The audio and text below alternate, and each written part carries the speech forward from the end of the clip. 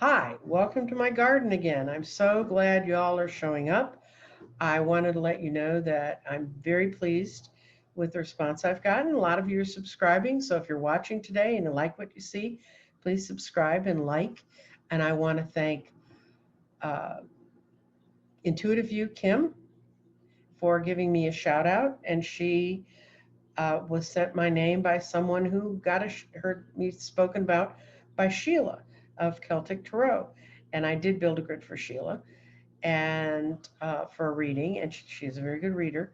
And then I will be working with Lilac Lantern on Thursday night. We're going to do a live side by side. We're going to actually build a grid, show what the steps to go through designing a grid for an individual. And I think we're going to give the grid away. I'm going to give the grid away to a name that says in the comments, I want a grid. So that being said, the other thing I asked for people if they had questions they would like me to answer to put them in the comments. And I did get a question. I got a question from MM, and she has a health question. Well, that kind of put me in a quandary because I was raised in a medical family. I was raised by doctors. I hung out a lot around hospitals, not in them, but around them when I was a kid. And I have my own feelings about, when you have a health problem, what you ought to do. And so I used to not be really, yeah, let me answer that health question. But I came in this morning and I pulled from my inner child deck and I got the Scarecrow from the Wizard of Oz. And he's the Seeker of Swords. That would be the Knight of Swords in a traditional tarot deck. And if you see on this, it's a little different. He's got the two swords crossed on the pole by where he's being a scarecrow. And the way they interpret him is you need to make action, you need to make a decision, but you need to trust your own brain, which was the scarecrow didn't think he had one, didn't think he had any discretion.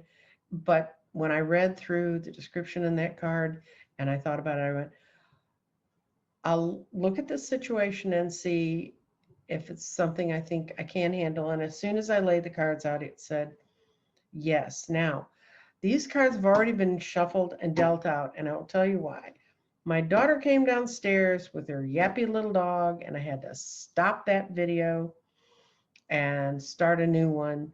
So this is a London-based reading. Normally, I let you see me deal the cards, but this time that's not going to happen.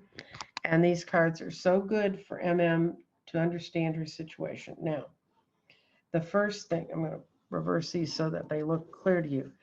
The other thing I'm going to tell you is people say, do you read reverses? Well, with this particular deck, which is called Lunasol, and if you see, it has a very clear up and down. If an author writes, designs, and makes a deck with a clear back that you can tell which way is up and which way is down, that usually means they don't want those cards reversed. And in her case, it's actually a guy. In the case of this person, they also put together a little white book, the little book that's inside that describes the cards, and they also did not have any reverses in there. So I'm assuming they were designed with it in mind for there not to be reverses. The way this reading reads is there's 4 cards across and there'll be 4 down when we're done. And this is the first card, and this is the base of the question. This is where the person, the querent, is sitting. This is the challenge they have to overcome, and this is the advice from Tarot about what they should do. I think MM's disease, she's right to work on it spiritually because it's caused by stress. It's caused by feeling burdened. It's caused by stresses and pressures that she just needs to decide what she can let go of to move on. It says this card, which is the Page of Discs, which is the Page of Pentacles, says she's beginning to find the solution. She's beginning to find the values that she wants to use to conquer this. So working spiritually on this, sounds like a good deal. But she's got the Eight of Swords. Now, there's no simple way to put the Eight of Swords, but it's just not a nice card. She is trapped somewhere, and that that's what's causing the stress and the pressure. She's trying to figure her way out of it, but she's still trapped there. And the advice from Tarot is put your put your Nikes on, girl, and run. I mean, get out of this.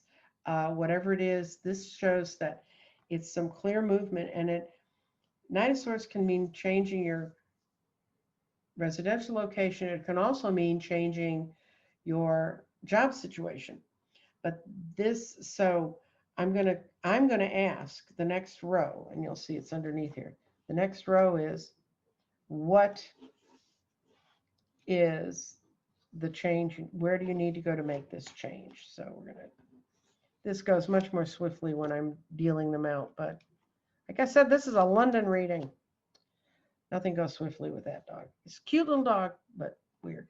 Anyway, okay, this card is the moon, and the moon in this deck, as in other decks, means kind of our darker side. I actually have a deck of cards called Hillbilly Tarot, and the moon is the outhouse. And I think that's a perfect analogy for what the moon is for many of us. It's that place we go and dump that stuff we don't want to deal with, and we have to put it away from the house because it flat out stinks. And she's got another card here, the Eight of Cups, and this is someone walking away. She's got to decide what's important to keep and what to let go and getting out of it. She had the Eight of Swords she's trapped with. Now she's got the Eight of Cups, which is the I'm out of here card. And the reason is that she needs to be who she is. And wherever she is or whatever's going on around her, it's impinging on her and she's not capable. The situation makes it very difficult for her to be her own true, authentic self. So what is her way out? Another 8, and I'm going to discuss the numerology of 8 at the end of this reading because there's 3 of them in here.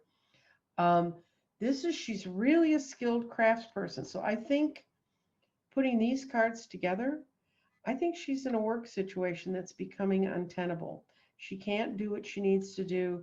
She feels very stymied, and she needs to move on to the next thing for her. And so then our next row of cards is great. If she can make that decision about making that change around her skills, you're a very skilled craftsperson at whatever you choose to put your head to, whether it's something you physically build, whether it's words, whether it's people. You're very, very skilled at it, and you need to be who you are, and that's where you're headed, because I see her not only coming to a great, this is the Ace of Coins. That means a new abundance. And for me, abundance is not just, it's the Ace of Discs in this deck, but for me, abundance is not just money. Abundance means happiness and feeling fulfilled and feeling well in your own body. If you're not happy with who you are not going to feel well in your own body.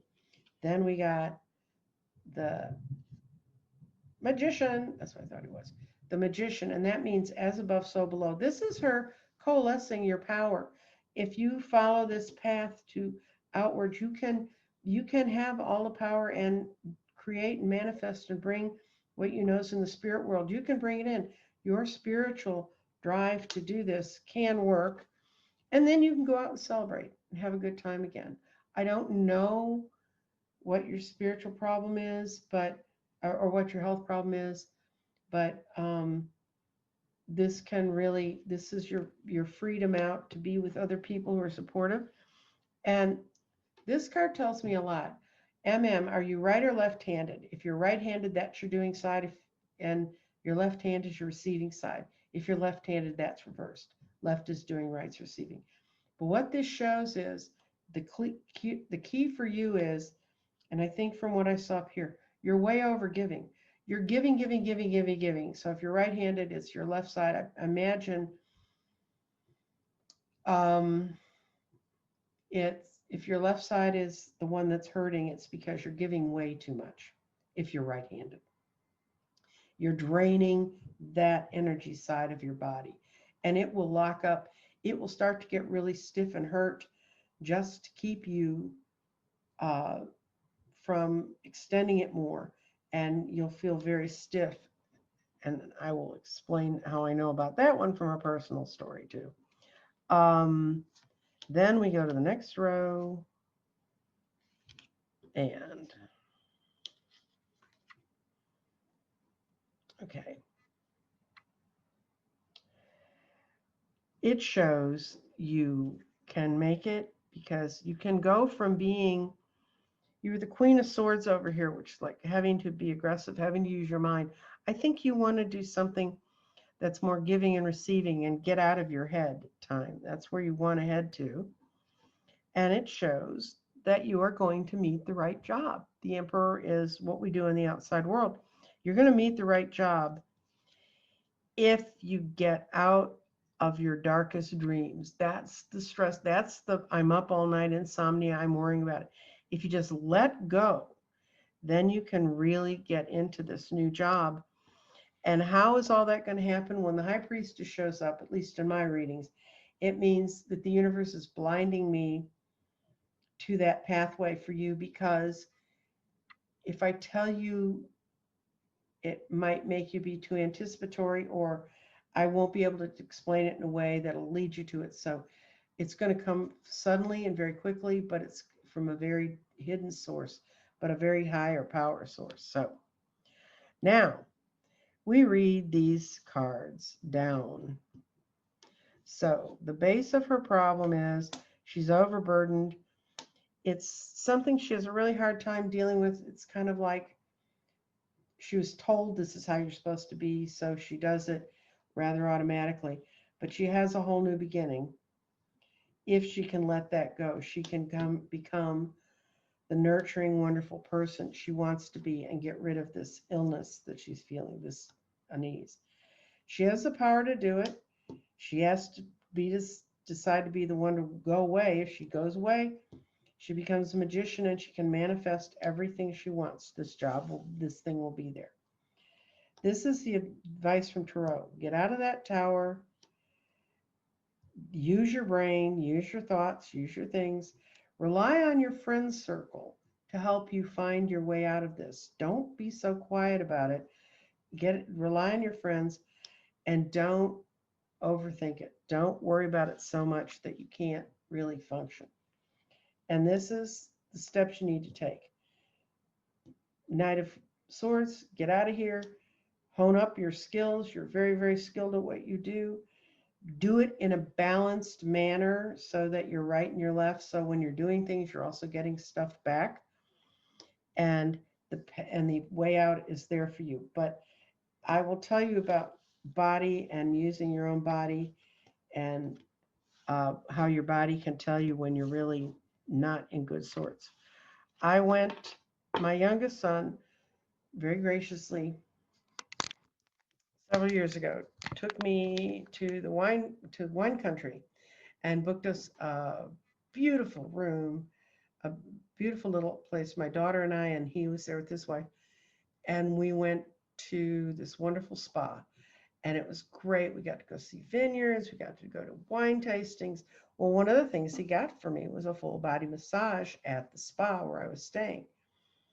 And I went in, and the guy was massaging my right side. I happen to be right-handed, which is my doing side.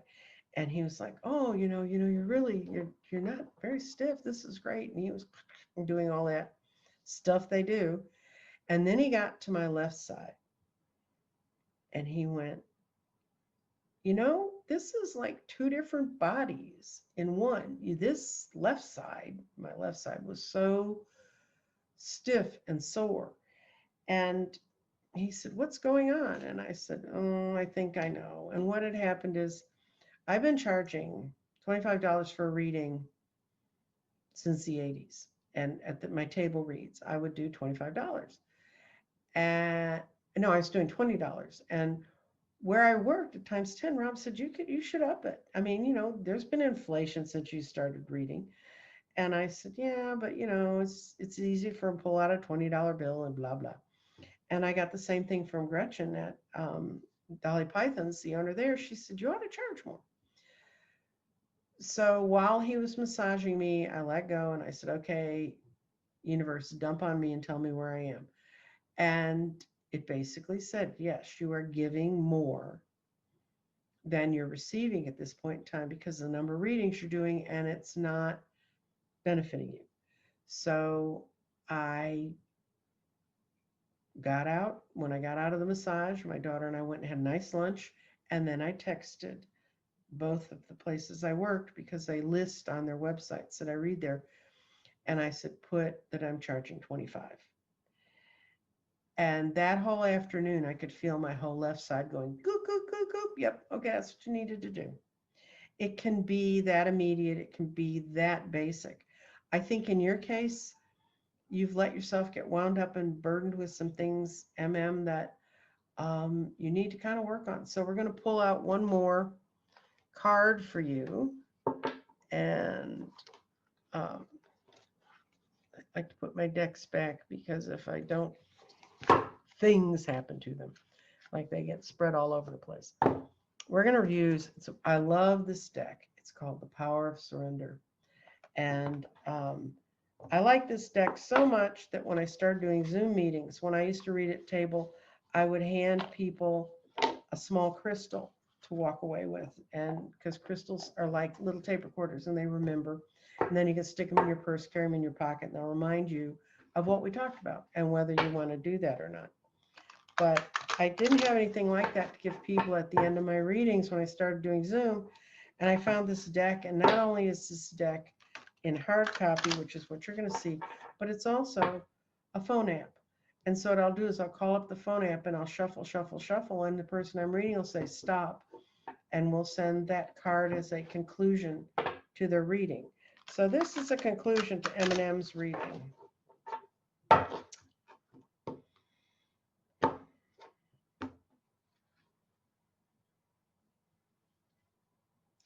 Oh, okay, now I kind of know what you're tied up with. You need to surrender the resentments you've been carrying. And in the bottom it says, holding on to resentments only poisons you.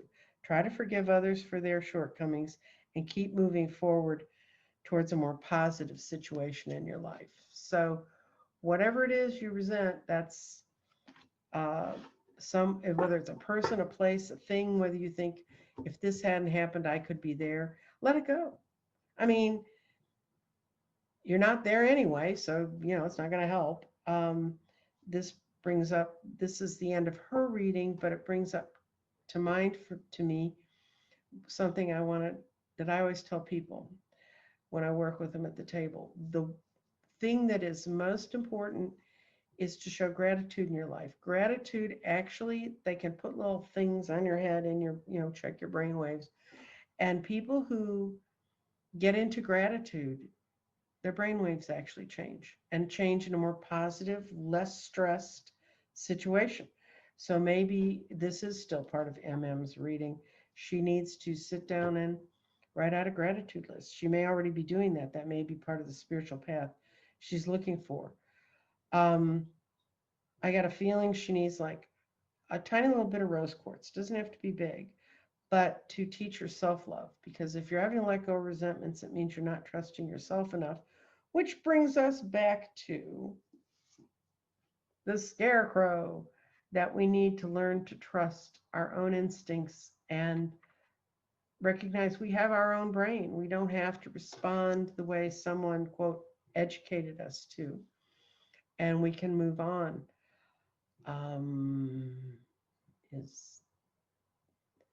Oh, yes, I said I'm going to be reading with Lilac Tarot, Lilac Lantern on Thursday. We're going to be talking about grids, actually going through the process of defining what your problem is, picking out the form to put the grid in, and talk about how I would go about it, building a grid off that, which ought to be lots of fun. I'm going to do similar ones to that on my channel too, but the other thing is that she and I are going to be doing a combined show on her channel on the 21st, which is December 21st. And I'm going to do a couple of little videos, sort of the layman's path to understanding the astrologic changes we're going through right now. They're really important. They're really a big part of what's in the world right now. And we are going through universal shift. It's one I've actually been looking forward to because when I studied astrology in the 70s and early 80s, um, we talked about it then because it's something that only happens every 200 years, that kind of shift. And we just gone through, it was in 81, we had just gone through the Jupiter and Saturn going into air for the first time in 200 years. They did a 20-year stint in air and then came back out, went into Earth, and concretized the changes that had happened in 1980. And if you realize in 1980 is when Microsoft and all of the AI and all of Google and computers being absolutely key to your life started, and they were sort of upstart little things that were growing and growing, and then they by the year 2000 they'd pretty much taken over our lives in that 20-year cycle. And then what happened is we went back into Earth. The Jupiter and Saturn went back into Earth, and they made the energetically,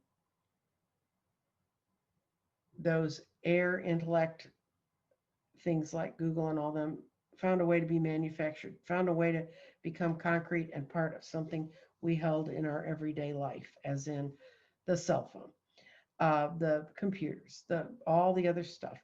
And now we're going into air, and we're going to be in air for 200 years. And I had someone, when I was explaining this to them, they said, "What's going to happen when we're in air?" I said, "I don't know. I'm Taurus. I'm in the earth. I mean, I understand being on that plane." The beginning of their cycle in Earth 200 years ago, we got the Industrial Revolution. For better, for worse, we got the Industrial Revolution. Uh, in theory, if if our intuitions are correct about air, um, it's going to be a time of great inventiveness, of great use of intellect, of the individual not having to be part of a collective like the Industrial Revolution. That's just some of the things. But anyway, she and I are going to discuss that on the 21st, and we're going to kind of look forward to 2021, which will be fun.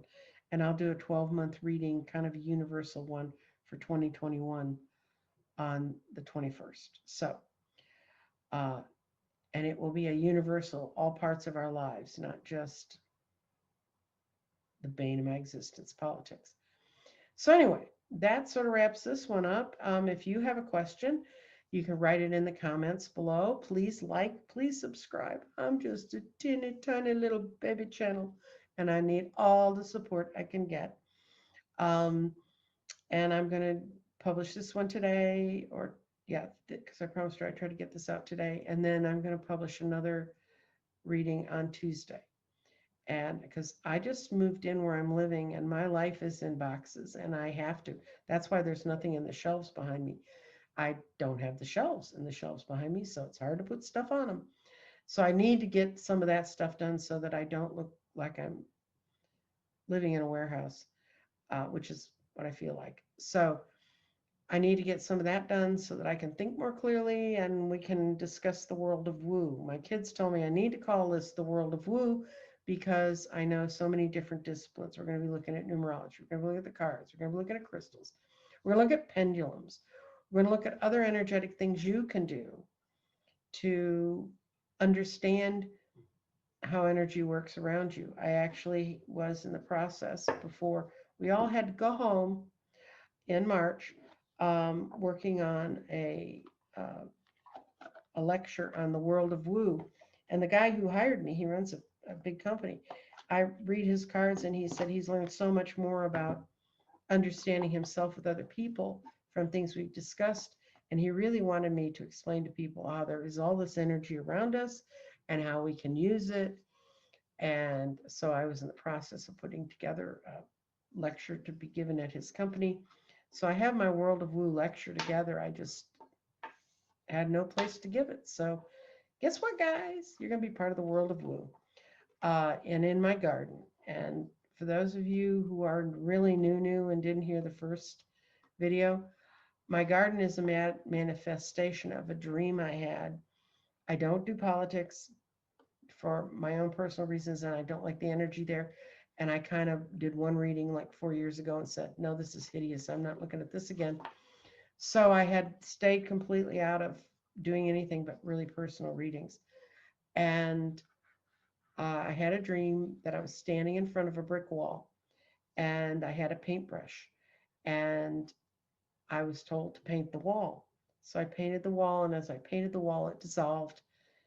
And there was a beautiful garden full of veggies and plants and all the wonderful things you would want in a garden. And they said, well, the first thing I said is, what the hell's in this paint? But after they said and this is sad, they said, that's the tears. That's the fears of all of the disorientation and acid that's been poured on our souls and our society. And you're wiping away the wall that's kept people from having a place to come and grow. So I'm inviting you to come into my garden. The wall's gone. And I've also had some flashes that it's not just the tears we've cried, but it's the tears we haven't let go because we've been so afraid if I start crying, I won't stop. And this is a place where you can come. If you want to cry, you can. If you want to weep quietly, you can. If you want to sit in the corner and giggle and laugh, you can. But mostly, I want you to understand the importance of your spirit. Each and every one of us needs to plant ourself in the earth now in order to make it better. We need to put our energy in a good space to do that. So that's it. We're done. I will put out some more videos shortly, and blessings to each and every one of you. And I want to thank each and every one of you that subscribed and liked, and do share it with your friends if you think they're the sort of folks who'd like it. Thank you so much.